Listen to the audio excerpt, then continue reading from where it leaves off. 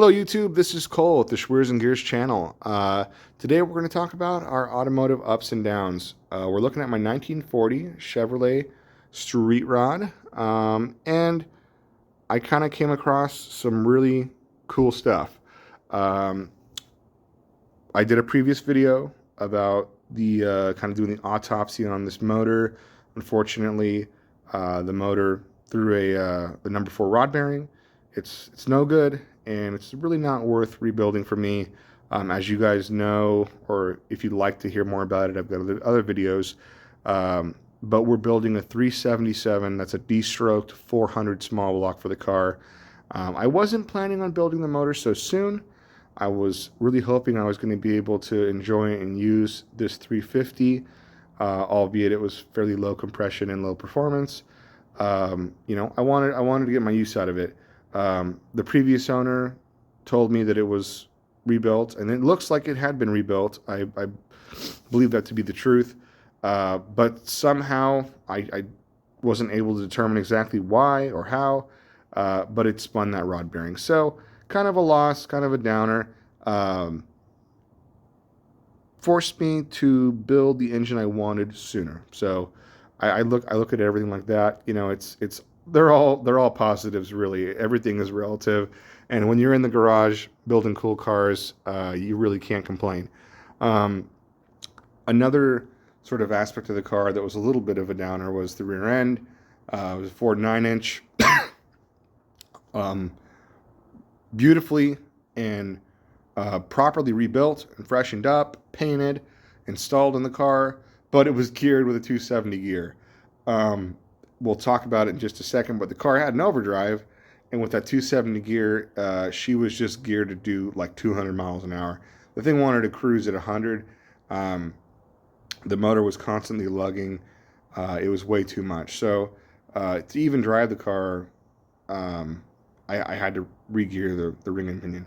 Not a big deal. It came out great. I put a 389 in there, and the car drove excellent. The big win that I want to talk about for this video is my 700 R4. So 700 R4s are typically known to be kind of made of glass, the weak link type transmissions. A lot of guys, old school guys, they stay away from 700 R4s. Mild street rod guys, such as myself, tend to use them, and I think this one's going to be just fine. Now, after sort of discovering the details of the engine being very low compression, being a low performance kind of deal, I figured, well, the transmission's probably going to be just the same, right? Bone stock, very mild.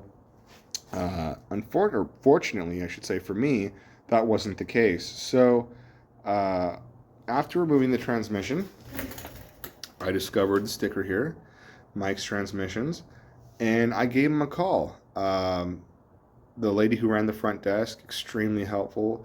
I'm going to say a 10 out of 10 customer service here, was able to instruct me to find the date code that they stamped on the transmission, and after doing some detective work with the previous owner, he's a good friend of mine, and some of the paperwork he provided me, we were able to figure out exactly what they had done to this transmission 20 years ago, almost on the dot.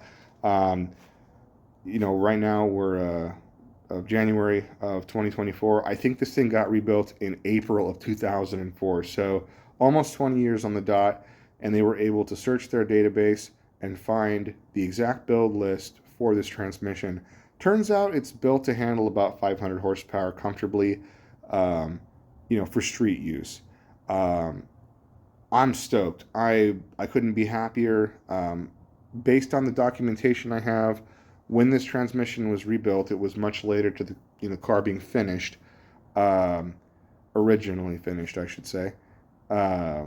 It only has about 500 to 1,000 miles on it. So it's basically brand new. The Mike's Transmission was able to go through just verbally with me what to look out for, if it was stored properly, and all those things were just fine. So basically, I'm going to order a new torque converter from Mike's Transmissions. Thank them, one, for the excellent help and the service, and two, dial this thing in for the new motor. The camshaft that's going in the 377 is not crazy, but it's very much aggressive compared to what was in this car. So I'm going to need a little bit of a smaller converter, higher stall, to be where I want to be at with performance of the car. So anyway, guys, I just wanted to talk about kind of, like I said, my automotive ups and downs here. Every time you dig into a project, you're going to find things you didn't expect. Sometimes they're good, sometimes they're bad. In this case, my motor being not so good led to me discovering that the transmission was a lot better than I thought it was. Couldn't be happier. I think it's going to be a great performing car once I get my new engine in there, and it's really going to motivate me to start sanding this old Pacific green paint off and getting this thing back on the road. So anyway, guys, put everything into perspective. Get out in the garage and work on your projects. They're not going to finish themselves. I'm out.